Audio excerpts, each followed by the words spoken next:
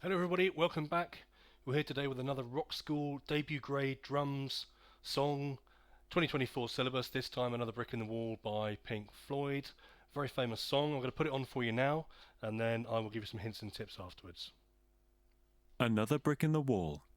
1, 2, 1, 2, 3, 4. We don't need no education.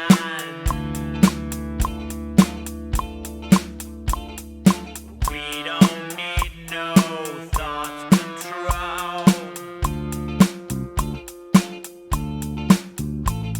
No dark sarcasm in the classroom.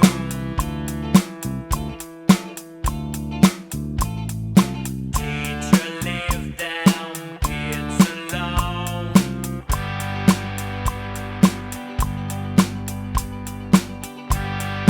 Hey, teacher, leave them kids alone.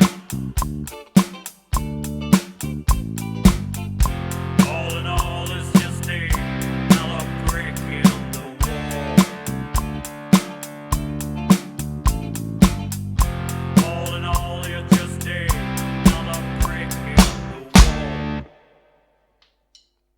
So, there you have it. Another Brick in the Wall, Part 2, Pink Floyd.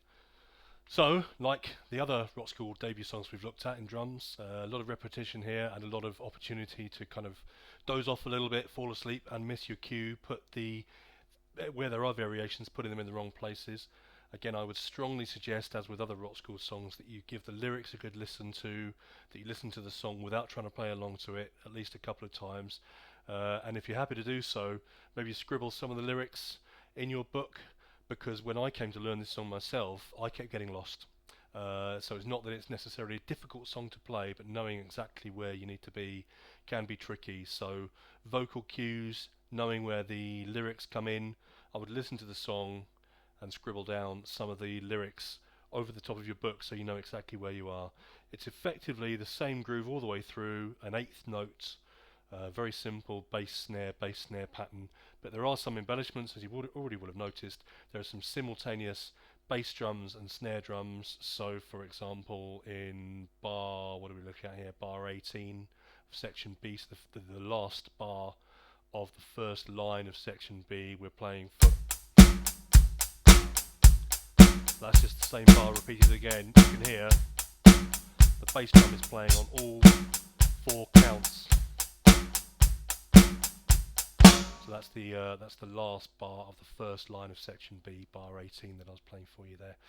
So you need to be aware of when these simultaneous bass drums are coming in, the bass drums that are played at the same time as the snare. It can be quite easy to miss them, but the groove does lose something if you forget to play them. And of course, you know, if you're taking this, if you're learning how to play this for an exam, the examiner is going to be looking to be sure that you are playing those extra bass drums where you should be.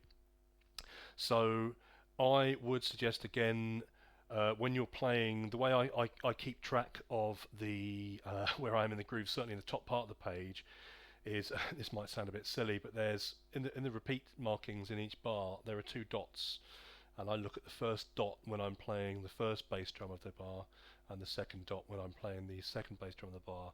So I'm playing dot dot new bar dot dot new bar dot new bar. Sounds a bit silly, but it certainly works for me because it is quite easy to get lost in this one.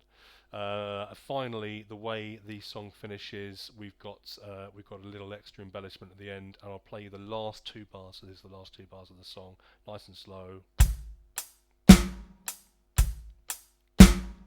That's what it sounds like once more.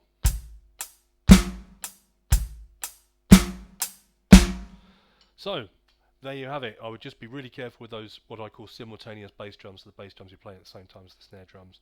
You may find it a little bit unbalancing to start with. If it's the first time you're being asked to play a bass drum at the same time as a snare drum, it can feel a little bit unbalancing. So I would practice at a low tempo. The actual tempo of the song's 105. So I'd maybe try playing this at maybe 80, and just try playing a groove where you're playing simultaneous snare drums, bass drums at the same time, to get used to that, because it can be a bit unbalancing to start with. But It's a nice, enjoyable one to play, and I'm sure you'll get to grips with it. So, thanks again for watching. Bye bye now.